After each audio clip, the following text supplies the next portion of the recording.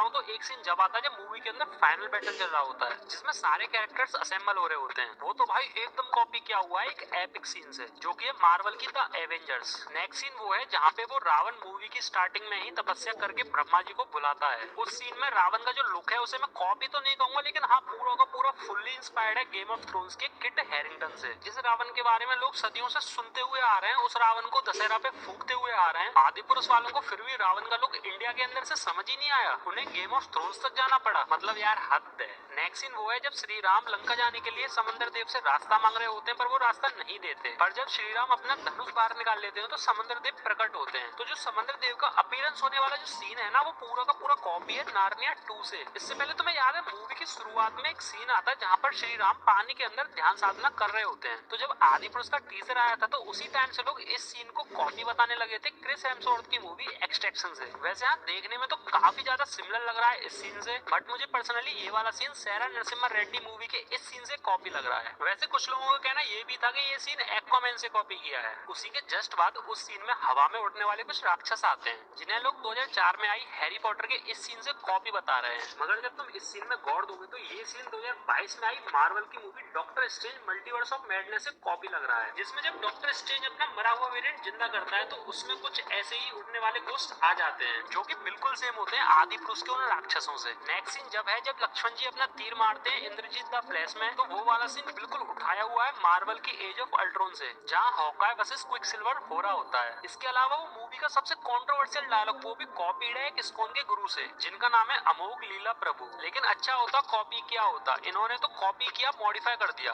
उन्होंने सिर्फ बोला था कपड़ा किसका रावण का, घी किसका रावण का, आग किसकी रावण की, जली किसकी रावण की। देखो सुनो। अच्छा, घी किसका रावण का, कपड़ा किसका रावण का, आग किसकी रावण की, जली किसकी रावण की। बस ये था डायलॉग। लेकिन उन छपरी राइटरों को पता नहीं क्या हुआ, उन्होंने सोचा हनुमान जी को गली का गुंडा बना दो और बाप घुसा दो। मतलब यार कुछ तो शर्म कर लेते। नेक्स्ट है वो चमगादड़, जो कि ना तो पुष्पक विमान है ना ही ड्रैगन है। पता नहीं क्या ही बना दिया बेसउर सा, और फिर भी कॉपी है गेम ऑफ थ्रोन्स के ड्रैगन से। अबे कॉपी करना था तो अच्छे स्केल पे करते ना, ये क्या माल फूक कॉपी किया है। अगला वो देखा ही होगा जब रावण एंट्री मारता है अपने वेपन समन करता है, तो वो भी कॉपी है मार्वल के कैरेक्टर थॉर से। कभी लगता है एवेंजर्स एंड गेम वाला थॉर है और कभी लगता है एवेंजर्स इन्फिनिटी वॉर वाला थॉर है, जिसने वकांडा में एंट्री मारी थी। और हाँ जब रावण एंट्री मार के अपने वेपन से अटैक कर रहा होता है तो वो भी कॉपी है थॉर मूवी से, जहाँ थॉर के पापा ओडिन की स्टोरी दिखाई जा रही होती है। तो जब ऐसे ही सेम अटैक ओडिन करता है अपने गंगनीर वेपन से जैंट फ्रॉस्ट के ऊपर, या फिर मैं कहूँ Ant Man and the Wasp Quantumania movie से, जहाँ पर कैंग सेम ऐसे ही अटैक करता है। इसके बाद अगला कॉपी किया गया है रावण की सेना को, वो भी एक नहीं 2 मूवी से, या मैं कहूँ सीरीज से। कुछ पार्ट कॉपी किए गेम ऑफ थ्रोन्स के नाइट किंग की सेना से, और कुछ पार्ट कॉपी किए गए हॉबिट के विलन एजॉक से। मुझे पर्सनली रावण की सेना एजॉक की कॉपी ज्यादा लग रही थी। अरे ये तो बस सीन ही कॉपी थे।